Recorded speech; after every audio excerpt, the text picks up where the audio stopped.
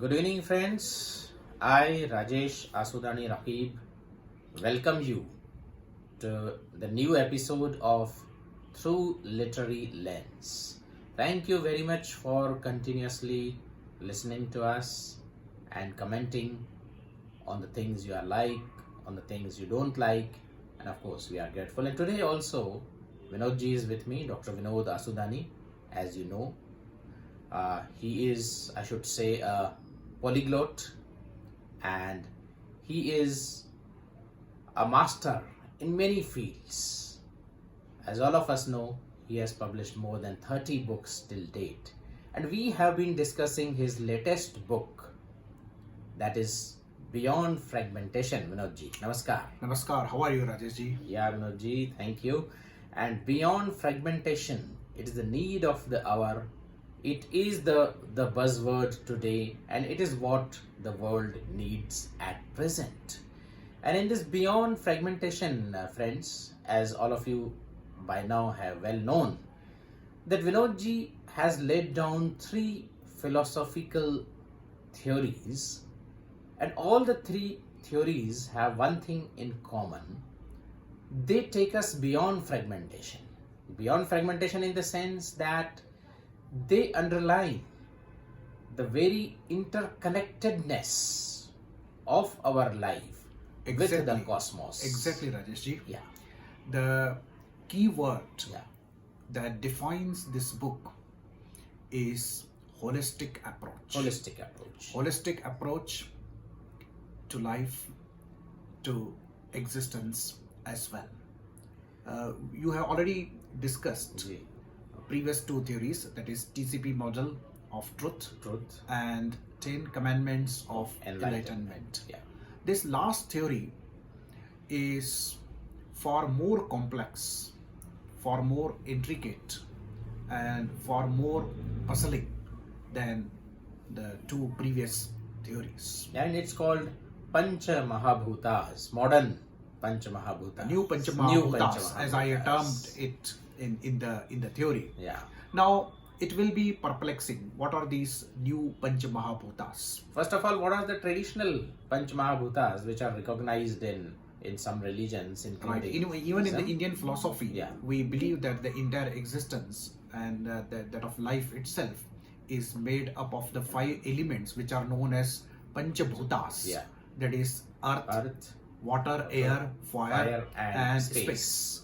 And even in the Greek philosophy, Vinodji, Yeah. at different times, there have been the very 5 elements which have been given predominance. Somebody else said that the entire world is made up of water. Exactly. Somebody else said that it's made up of air or earth. So traditionally, the philosophers have been debating that what life is made of. And now in present times in chemistry, we know that there are about more than 107 elements. Yeah. Right. But here, when we say this new pancha mahabhutas, I have tried to explain that the entire existence is the pure combination of these 5 forces that are known as new pancha mahabhutas. Let me share the names of these domains. And I would say, Vinodji, they are the domains they are of domains. existence. They are not elements in the traditional scientific terminology. Yeah, they are the domains. They are domains that the entire existence is made up of. And even our life is a part of that existence. Yeah. And one more thing, although this theory seems to be philosophical and interdisciplinary, I am not basically concerned with metaphysics, how the things have been formed. I am trying to explain life on this earth and how this theory helps us to understand life in a better manner, in a more broad manner rather, so that we can make this life worth living on the earth. That is the ultimate purpose of the theory that I must state in the beginning, so that the listeners can catch up the line of argument properly. And generally, when we live our life from day to day, a modern person, generally they are confined to their immediate existence. Like, this is our house, this is our technology we use, this is the meals we eat. They fail to see the rootedness and the interconnectedness of all the domains of life. Because the subtitle of the theory is very interesting. Yeah. That says cosmic interconnections. Yeah. So everything is cosmically connected. Now let me come back to these five domains. Yeah, 5 domains. The first is supernatural, right? Yeah. I need not explain. All the divine and devilish forces are included in this domain, supernatural. Yeah. Second is nature. Here nature stands inanimate objects of the nature. Like stars, Stars, sun, planetary systems, galaxies, systems, all these things, Earth including. Third is flora and fauna. They are living, but they are something short of human beings. That's right? plants and animals. Plants and animals. Organisms. Okay. And the fourth domain is humans. Humans. And the fifth domain is techno-scientific. All the technology and all the scientific theories, products, tools, they are techno-scientific force. Now these are the forces. That is supernatural, inanimate objects of the nature. Flora and fauna, that's plants and animals. I would say animate nature. Yeah, right? And the human beings. And finally, techno-scientific things. Yeah. Now all these forces, basically they weave up entire existence. I would say they come together. Whenever we lead our life, all these 5 domains interact with one another so that our life is lived as a whole. But we miss this basic concept, basic comprehensive vision. If we talk of the ancient people, they had given superiority to supernatural element. Yeah. They explained everything in the terms of supernatural power, right? Like there was a rain god, even the sun fire god, all the divine forces, and divine and devilish struggle was so going divine on. was the supreme. Yeah. And all other domains were subservient to it. Even the sun, the moon, the earth, they obeyed gods. Yeah. Human beings obeyed gods. Plants and animals obeyed gods. Yeah, be it polytheistic religions or monotheistic religions, and the word God, of course.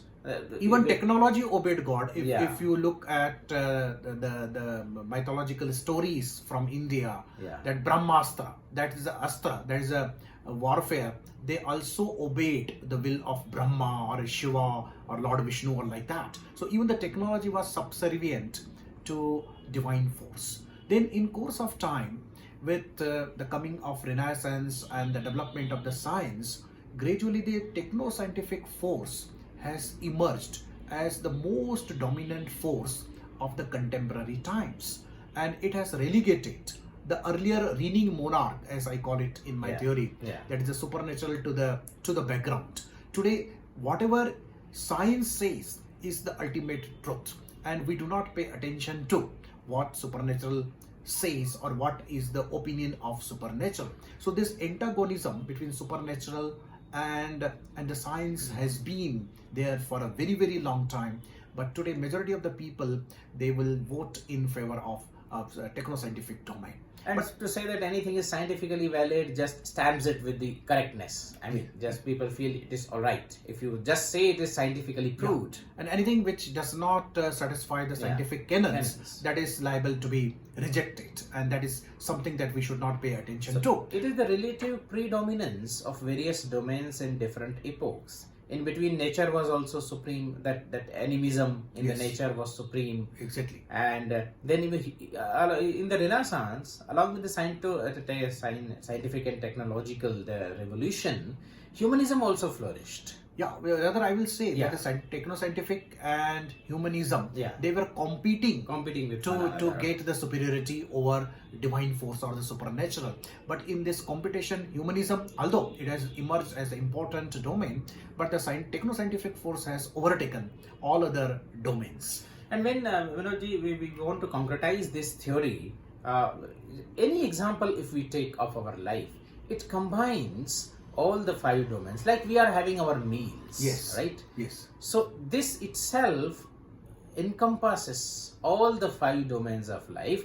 Like of course nature is there, we are having meals, means flora and fauna is there. Humans, we are having. Techno-scientific, of course, they have been processed and cooked and everything. Transported. And then the supernatural comes. Many a time, still today, we offer prayers before the meals. We thank gods, or we thank all the forces which are behind the fertility of the earth and the people who have made it possible.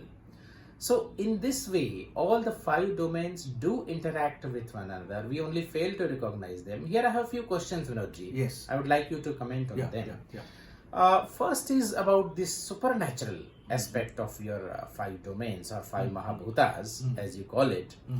More or less, today it is science, as they say, it has killed the soul of the things, right? Soul in the sense of supernatural animating force like spirit. So all of us generally agree. I mean, somebody may join issue with it, I know. But let us take it for granted that we know that the God and heaven and hell, all these are non-existing entities. We approve it. Yes. So how do you account for your supernatural mahabhuta? When I talk of supernatural, especially divine forces, right? Everything should not be explained with reference to the rules and regulations or norms of the science. Anything has to be accepted provided it imparts meaning to life or it imparts value to life. If I ask you, how many people even today derive inspiration from God, derive solace from God, or they have psychological security when they think of God or when they offer prayer to the God? So the value and meaning of supernatural may not be proven in the scientific terms, but psychologically, even today, all spiritual forces, divine and devilish forces, they continue to be relevant, valuable, and meaningful. So my humble submission is that anything that imparts meaning to life, even it may be a fiction, but it has to be accepted and it has got its own space in life. Why we should dry out all those things from the domain of life simply on the fact that they may not be proven by the scientific canons? So you basically mean to say that it is the psychological reality for many of us even today. And I believe that the psychological reality is as relevant as scientific reality. And sometimes in day-to-day life, in fact, the scientific reality is less important. Emotional reality, imaginative reality, psychological reality is more important. Very simply, if I will give you a very simple example. If A person is in love with the B person, and somehow he believes that B has become indifferent to A. Nothing has changed in the outer life, outer world. But all of a sudden, A is completely shattered, and the person may even think of a suicide. So this reality is very important. And this psychological reality of supernaturalism gains additional ground in my view, because as I am fond of calling, God or G variable is the infinite variable. You impose all your fantasies, all your imaginations, wishes, consolation, everything, anything you can impose, superimpose on your conception of God. And that has to be there, because Freud says that if life would have been perfect, we would not have needed even spirituality, religion, or art. All these provide substitute pleasures, and religion or the supernatural has been traditionally one of the very important sources of providing substitute pleasure or substitute happiness, without which the life would have been incomplete. And another, residuary ground, as I call it, for supernaturalism is that even though we know almost certainly that all these things don't exist, but still we don't know basically the foundation of the existence. Exactly. Even the dark energy, dark matter, which are being hypothesized about currently. So what lies beyond them? Or how can even be so haughty to assume that we are the only sentient beings in the entire universe? Exactly. So and still there is a residuary possibility. So the best way, as I propose in this theory, is to unite all these domains of existence so that we can have a comprehensive vision, a comprehensive picture of life and existence. Another question, Vinodji, sorry for interrupting. Yes. Humans, that is the mahabhuta in this world. I would like to say that everything we are contemplating, including these pancha mahabhutas, basically we are putting the human beings at the center. In a way, we are putting human beings in the center, primarily because we are incapable of understanding or even thinking how supernatural, how divine forces must be thinking or feeling. And we know that inanimate objects of the nature are incapable of thinking and feeling, so far our knowledge goes. And even we are not sure whether the plants and animals have anything related to cognitions or affectations. Even if they do, we have no direct means of observing and experiencing it. And another reason why human beings seem to be in the center of the discussion, because we are primarily concerned for human beings how they understand the things. So this theory is primarily meant for human beings to understand life in a better way, not all other domains. I'm not going to tell it to a rock and say that everything is interconnected. I'm not going to tell donkey or monkey that you should now understand all the 5 domains. Definitely. Basically, we are talking about human beings. So we are discussing from the vintage point of view, human intellect.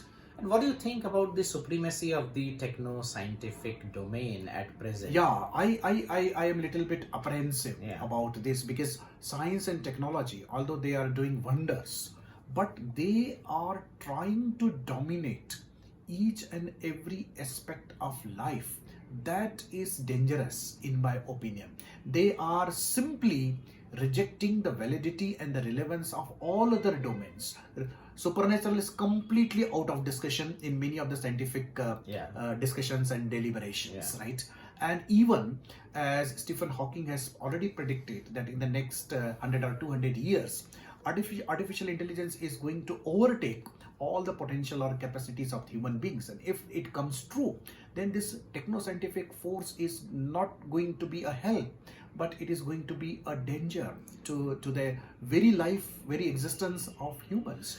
And I would put it this way, that basically science is finding the patterns and trying to use them. Yes. Now the use of the patterns, of course, should be governed by the humanism, human welfare and welfare of all the domains of existence. But pattern finding is the first step of science. It should not be taken to be the end all of everything. Everything has a pattern which we can decipher. Some things may or even may not have the patterns which we are looking for, and even if they do, we may or may not be able to find them. And my argument is, who says that this is the only type of patterns that we know? They are only patterns in this world. There may be other patterns which science may not be able to understand even, right? And as Albert Einstein put it very succinctly, he said the most incomprehensible thing about the universe is that it is comprehensible. It is comprehensible. Why? Because he said we can find patterns. This is really miraculous. What is the necessity that there should be the patterns in the first place? But they are, and we are able to find them. So let us not be so hawkish as to think that we can know all the patterns which are out there, or everything must have a pattern at all. Now, somebody may ask that why we should take into account all these 5 domains. My answer is very, very, very simple. Human beings are becoming haughty. They are becoming very proud and arrogant. Once we recognize the value of these 5 domains, in the first place, it will create harmony and peace. Secondly, we will realize that we are not the ultimate masters of existence and life. We are part of it. One of 5 elements, five domains of the existence. At present, we have known the hard way in the past 2 years that how animate nature can bring us to knees. Exactly. COVID has proved it beyond doubt. Yes. So this flora and fauna, our third domain, it has really challenged all the technology. It has challenged all the human progress. And another interesting thing that I mentioned in the book, of course, the viewers should understand that this discussion is not sufficient to understand this theory. It's not a substitute for reading the book. You go through it, because there are many things that we cannot discuss here because of the constraint of the time, right? Book is book, right? Ultimately. And our aim is to inspire you. And this book is very much available on Kindle, Amazon. Beyond Fragmentation, you will find it. It has been published by Rudra Publication. Now, Rajesh, what I'm trying to say, that when you go back to the times of mythology, right? Mythology is a very interesting phenomenon, right? Mythology presents all these 5 domains in an integrated way before us. For example, when the best example, right, that represents almost all these 5 elements in a single mythical figure is the example of Lord Hanuman. Now, Lord Hanuman is the son of Pavan, that is air, right? Wind god, right? Wind and Anjana, she is a human now. So divine as well as nature. Wind is nature, and because he is a god and goddess, his mother and father, so it's a divine element. Hanuman represents animal. So third element comes in, and he is a friend of Rama or disciple of Rama, friend of Sugriv. So he's connected to human beings, right? He's connected to human being, and he participates in war. So that is, he's connected to scientific technological domain as well. He sets Lanka on fire. He sets Lanka on fire. So there are many mythological stories that they exemplify, right, how these 5 domains are connected. In course of time, this mythology simply went out of use, or it was just reduced to the stories or to some religious purpose. But this mythology, they present what Polish Nobel laureate calls fourth person narrative. If you look at this theory as a cultural theory or a literary theory, right, what I propose here, that the writers and the poets must pay their attention to the creation of fourth narrative.